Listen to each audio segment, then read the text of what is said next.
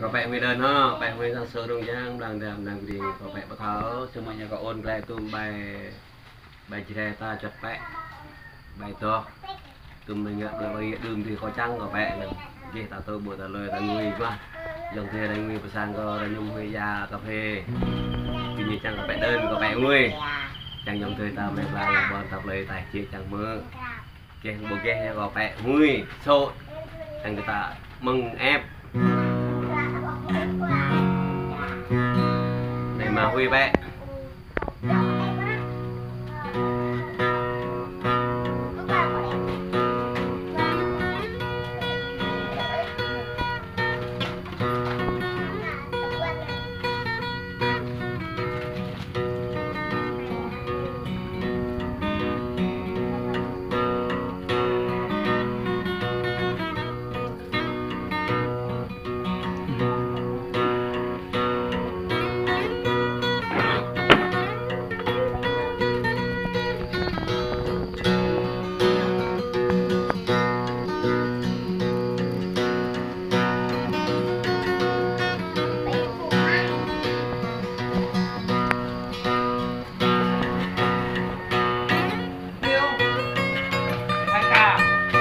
xong đi mày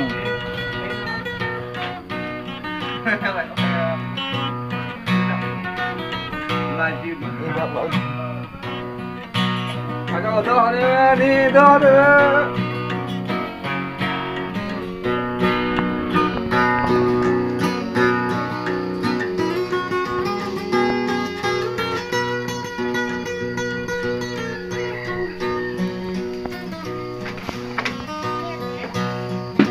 vào đây mà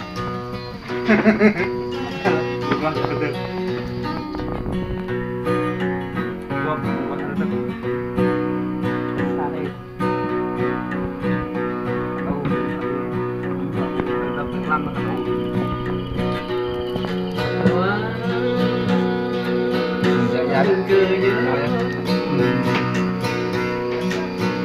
có bạc lê không tươi cô sợ đâu bớt lệ dòng đời câu đang người mất lệ tuần à dòng đời có nhũ đây mất đưa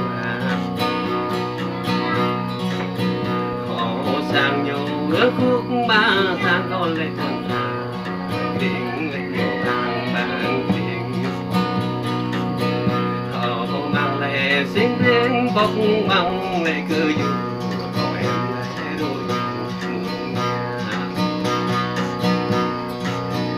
người thân cô dâu tươi tươi cô qua ít lòng ô già không đặt quê không già lê tươi dài không em ra quê không ô nhập không ai thuê người nhập lê tươi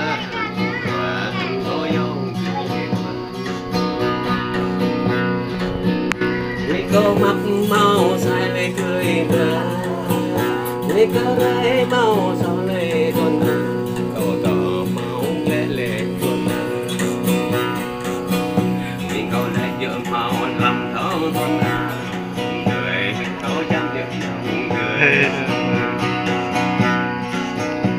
người nè tuần cô nhau cười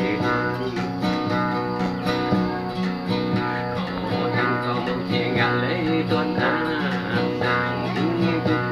ở trong lễ tuần họ đắp cao bó lê hàng cường ở lễ tuần bằng cao bó lê hàng họ bằng cao bó lê hàng đỡ tuần bằng cao bó lê hàng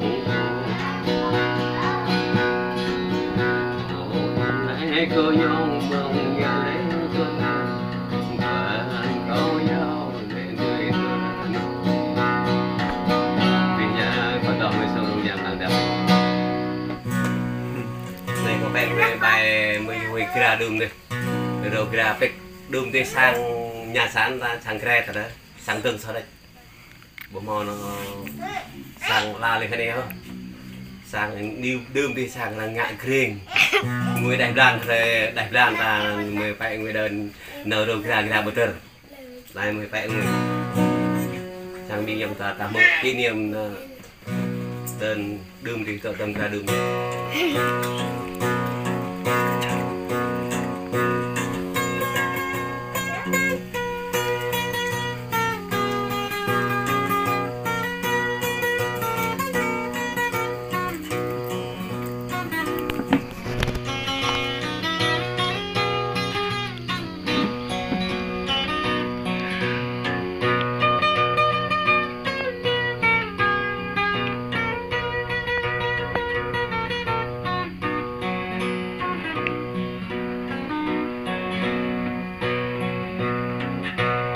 có vẻ dao đấy gì nè vẽ được ra này nè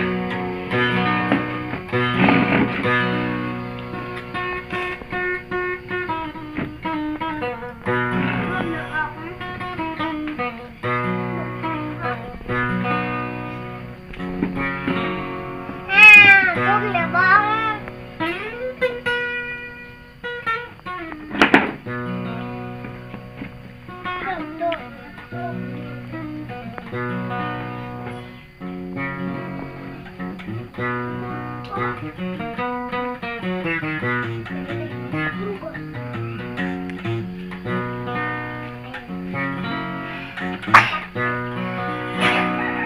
này rồi ra cái này được ra gu bạch bài dao đấy này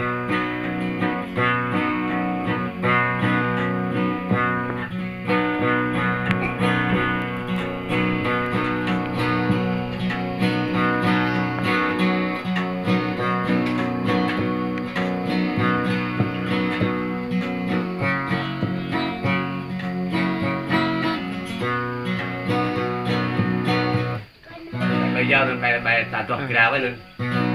Bodoh hả? Bodoh hả? Bài lại thông gran bodoh hả? Bodoh? Yang giới thiệu đến này giới thiệu trong cái thơ đâu đây là cái trong người ta bố em ta mượn ở đã đấy thì mọi người còn đo nó có dạng thơ còn lại thơ đâu mẹ trong người ta hạt cái thăm kẹ thơ đâu ra to hạt tình to nên ta vẽ ta to bài chỉ đây đó nè ta lại nên dòng thêm đây là một thọ vẽ đấu đơn là cái làm đơn nên ta vẽ chơi cho bài thôi nên nó cả hà đi cũng như bài thế này